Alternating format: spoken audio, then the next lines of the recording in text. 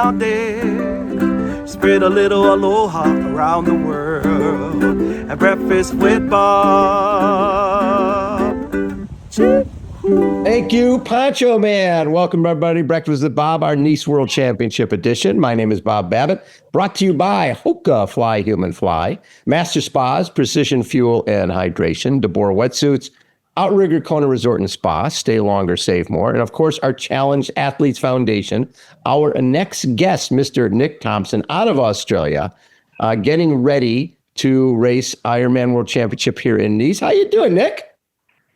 Really good, thank you. Just got back from a little jog along the promenade here in Nice. Really good vibe. Lots of people from all places, young and old, down there getting active. So yeah, can't complain really, can I? Love it. And this year, man, you got second at Cairns, third at LMZ, and seventh at Ironman Texas. Good, solid, really solid. So you had 249 at Texas, 246 at Cairns.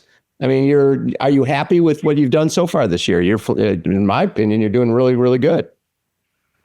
Oh yeah, definitely. I've had 3 solid races where nothing's really gone wrong per se, which is always a great race in an Ironman. Really, if nothing horribly goes wrong. So yeah, let's hope for 4 from 4 in a week and a bit's time. And you're standing 13th in the Ironman Pro Series right now? Yes, yeah. So I believe I made up a few positions over the weekend over in Austria, having an okay race. So yeah, a nice position going into Nice for sure. When I look at 2024, I'm like, that's a lot of racing. I'm like 1, 2, 3, there's like nine races, and this year you've done 3. Yeah, you're getting smarter, my friend. As you get a little older, you're getting smarter. Less is more. Yeah, for sure. I think between my first professional race in June 2023 for the next 18 months, I'd probably race maybe 14 or 15 long course races. Yeah. So obviously learned when the racing didn't go so well, I kind of learned quickly what to do, what not to do, and then kind of put more of my eggs into some bigger baskets this year. And it looks like maybe it's going to hopefully pay off at the end of the year. So Nick, what's your background? Did you come from a running background, swimming background?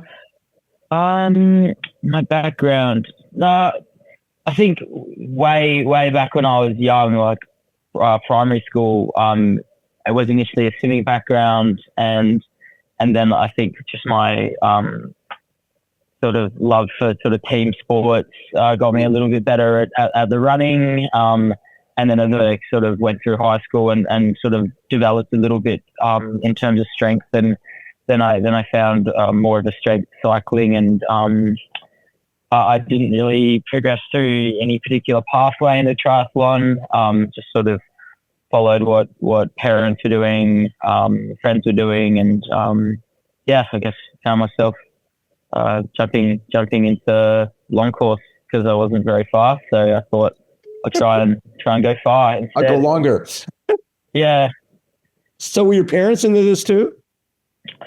Yeah, I think my mum was always trying to be persuaded by my dad, who was more into it. She never really caught the bug, but she does really enjoy sort of following along. But it was mainly my dad that was sort of did a couple Ironmans, did Ironman Western Australia a few times, did Ironman in China, I think, qualified for Kona in 2009, which was pretty cool. So yeah, I suppose a pretty typical sort of, you know, you watch that, you watch your parents do it, and it seems pretty cool at the time. So most people start, they go, okay, especially the pros, they're thinking Olympics, they're doing the short course, they're doing the draft legal, all that stuff. You seem like you just dove in both feet into long distance. Yeah, essentially. I think maybe when I was still like teenage years before COVID, I maybe like dipped one toe in the shorter course, faster ITU stuff in the Australian Parkway. It went okay. Then I don't know, whatever I did during COVID made me slower, but gave me a little bit more endurance. So then once I sort of got my life together a little bit and got out of my I guess party phase from 2020 to 2023, I thought I'd channel myself into Ironman racing. Yeah. So in 2023, like I said, that was your first year. And your first year, you're going to 70.3 world champs and you're getting 23rd or 70.3 world champs. I mean, can be sort of a wake-up call where everybody is there and you're realizing, okay, if I want to be competitive here, now I know what I got to do. Yeah, and honestly, there are a few people that know the sort of exact approach that I took the week before 70.3 World Champs, but I'm pretty sure I would have been the only one on the star list I was in Dublin the Wednesday before the Sunday race, and I was out very, very late with a friend drinking Guinness, but I honestly got to Sunday and I remember hopping on the bike and I was just getting passed by everybody, the who's of triathlon. So yeah, definitely a lesson of what not to do before a world championship race. Well, but you had 23rd there, but then you win Sunshine Coast, right? Was that your first win? Yes, that was my first win. So I think I would have done 4 relatively high level races in Europe before going back to Australia. So I got taught a thing or two when I was in Europe, and then sort of took my learning to my competitors and applied it in Australia. And I think back home in Australia, I then went on a podium in 4 consecutive races. Yeah, you got second at 70.3 Melbourne. You get third at Ironman Western Australia, run a 250 marathon off the bike, go 7:48. I think you took some lessons away from Europe. Yeah, for sure. But then, 2024 was, like you said, maybe tried to put my eggs into a few too many baskets, and there was nothing really stand out that year. But I don't know. You won 70.3 Tasmania. You got second at Sunshine Coast, and you got 8th at 70.3 Melbourne. Now your first experience, Ironman World Championship Hawaii, right? Oh yeah, 21st, and you look at 47.26, 405.28. You are right there. And then obviously 306. So you were out drinking Guinness again, I'm guessing, during that one. Yeah, you'd think so with that split, right? But that's a wake up. That's a welcome to Hawaii split. Oh, everybody has one of those. Yeah, that's what I'm putting it down to. And look, I knew because like you said, I with what was it, 47 and a 405. I think I was maybe in transition 2 in the 10 in maybe 8th place, and I'm there like putting my shoes on, and in comes sits next to me. In comes Christian Blumenfeld. On my other side, in comes Patrick Lang. I'm like, oh, okay, could be in the game here. And then you get out of the tent where the volunteers are like pouring ice on you, and it feels good, and you take the first step in the sun up Palani Drive, and I'm just like, this is going to be the longest 42K of my life. I don't know what went wrong. Maybe I overbiked, but first time ever from the first step, I just felt flat, and it could have been a whole lot worse than 306. But you know what that shows me, Nick, is that you weren't scared of the moment, right? You came out of water right with the guys, and you could have just let everybody go. But you don't win in this sport unless you're able to go for it. And you went for it. You did a 405, and next time, right, in Nice or wherever, that the run will be there because you're ready for it. But you don't know what you can do until you put your nose in the wind and go for it. That's pretty gutsy to do that. Young guy going out there. I'm sitting there. There's Christian Blumenfeld. There's Patrick Lange, 2 of the legends of the sport. I'm here. Yeah. And you belong there. And I hope so. I think definitely that race was one step closer to being competitive for 2/3 of it, and yeah, obviously then to go on and see one of the guys sitting next to me break the course record, and one of the other guy, Christian, he definitely, I remembered he definitely went for broke at the run, and he was going for it as well. Like, it was all or nothing. So yeah, you kind of realize that, sometimes even the best have similar days to you, right? And it's not a beauty contest. I remember one time we were talking to Cam Worf when he was doing Roth, and he came off the bike in front of Sebastian Kienle and Jesse Thomas. And he said, first Sebastian goes by and he goes, that guy's not going to finish. He looks awful. And then Jesse goes by and he goes, man, he looks worse. And they're, Sebastian wins and Jesse gets second or third, whatever. He goes, it's not a beauty contest. You just put one foot in front of the other and you're going to suffer. But everybody's going to suffer. It's just a matter of having the guts to go for it. Yeah, that's right. Especially at a world champs, right? No one's saving. No one's wants to save themselves and back off at the end. Like, it's every position matters. Especially now, every second counts, even not just position. So, yeah. What race was it where you realized you could be really good at this? Was there one race that basically said, you know what, I'm not, this is fun, but I think I could be one of the best? I'm trying to think, because there were so many at the start there in a quick succession. Was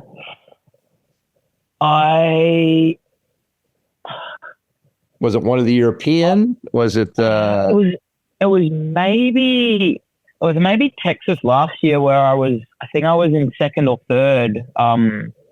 With I remember Matthew Marquardt went off the front by himself, but then on the highway there, I could just see him 20 seconds in front, and I was with Robert Callan and Florian Angert from Germany, and then it was maybe over 5 minutes to the chase group, halfway in the bike, and it didn't even feel like a big exertion, and I thought, wow, this could be something here, but obviously I overexerted myself, because I think within the next 40K I actually dismounted my bike and sat on the side of the toll road there in Texas, just because I was suffering so much. So,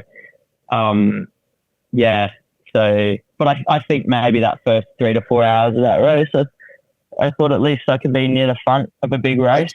You were. Yeah. I mean, you didn't have the marathon you wanted with a 2:58, but that again, you're not afraid to go for it. That's what you learn from this stuff. Because we see a lot of folks who come off the bike in 20th and run their way to 12th. They're like, oh my God, next time. Well, next time they're going to come off the bike in 21st and run their way to 13th.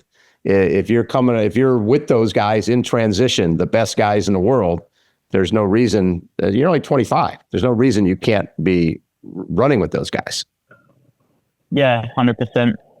I think there are definitely a few guys that have got a few minutes over me in the run, and always will. But if I'm put together, just improve a few minutes on a race Cairns or something, and run a low 240, who knows, right? Who knows?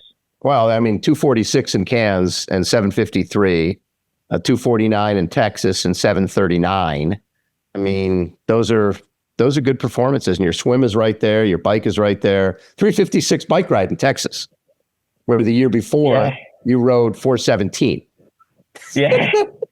Yeah. I think that's partially, as we saw a lot of good rides in Texas this year, but partially last year as well. My little sit down thing on the Hardy Toll Road in Texas cost me a few minutes last year. But again, you've only been doing this a couple of years, and you're already a major factor in the sport. Are you surprising yourself with this, or not really? You see, it seems like you're sort of like, well, yeah, I'm in here, and I'm doing pretty well. But I mean, for people who aren't coming from that Olympic background, from Olympic format background, to do what you're doing right now is pretty damn impressive. I am a little bit surprised, but like if you really think about it, you don't have to be the fastest, naturally gifted athlete to succeed in an Ironman race, just because it is so long and it's just a war of attrition. So you can really just plod along and just keep ticking away and still have good races. So certainly on the weekend in Zell, I thought maybe my 70.3 performance days were over, so that was a little bit of a surprise. Third there is awesome. Yeah. I did surprise myself there, and I don't know. I'm not really sure what to expect going into Nice, but hopefully a nice surprise coming out of it. But yeah, one of the strongest start lists ever. So some crazy names there. So when you look at this bike course, you've had a chance to be on it, I'm guessing, a number of times. What is 8,000 feet of climbing? It's pretty hairy descents. What does this course suit you? Yeah, I don't think it's the worst course ever for me. I'm a bit of a lighter guy just because I'm not very tall. So my body weight on the uphills is obviously not going to hurt me. But I think as well, I've again being quite short, quite low to the ground in the technical descending. So my center of gravity is kind of handy for some of the corners. So I think it's certainly not the worst course in the world for me. So I'm really looking forward to seeing if I can be one of the faster bike fits, but we'll see. Good cyclist. And I think the run course suits you, being flat, right? Is flat better for you? I mean, because it's a multiple loop course. Crowds will be huge. You seem like a guy who sort of likes the energy of a crowd. Yeah, for sure. I think sometimes I can get a little bit distracted from a crowd and maybe waste some of my energy in getting a little bit carried away when there are people watching. Yeah. I should just sort of focus a little bit more on the task at hand. But I think a run course that suits me is probably a short run course. And I heard Nice is a little bit more than 42.2. So I hope there's no one fast chasing me down that gets me after the 42.2K mark, because that'll be pretty devastating. And so are you going to give Jamie Riddle a little haircut? Did you give him a haircut already? I like the trim you've got going there. I think barber. Yeah. You could be a barber down the line here. I think so. Nice. Yeah. So I actually made a mistake. I had the hair cutters on too short a length, but by the time I started, it was like too late to go back. So, you're close to the mohawk. I mean, you can almost do the hawk. Does anyone race with a mohawk these days? Probably not really. We had a guy back in the day, a guy named Chucky Valupack, Chucky V, got Gatorade sponsorship, had the full-on mohawk. I mean, we're talking. Did he bring it back? Did he dye the colors of the Gatorade logo as well? He did not do that, but they created a whole series of commercials with Gatorade did it on the road with Chucky V, because the guy sort of lived in his car and drove to races and had the full-on mohawk, man. I'll send you a picture. You'll like it. Yeah.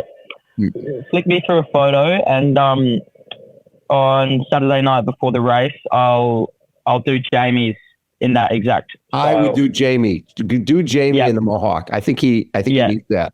That would really help. Yeah. I think he's a very handsome man, so he could pull off any hairstyle. So you can do the South African colors, the flag colors. On the mohawk would be great. Great idea. I love it. Great idea. Hey, Nick, a treat to get to spend time chatting with you. I'm really, really impressed with what you've done so far. And man, you're only a couple years into this. It's going to be fun to watch your career for the next decade. Thank you very much. Hopefully, at the next big World Champs, I can have a catch-up chat and we can discuss some more interesting stories. Love it. Nick Thompson has been our guest. Again, Breakfast with Bob. Hold on, everybody. We'll be right back. Thank you, Nick.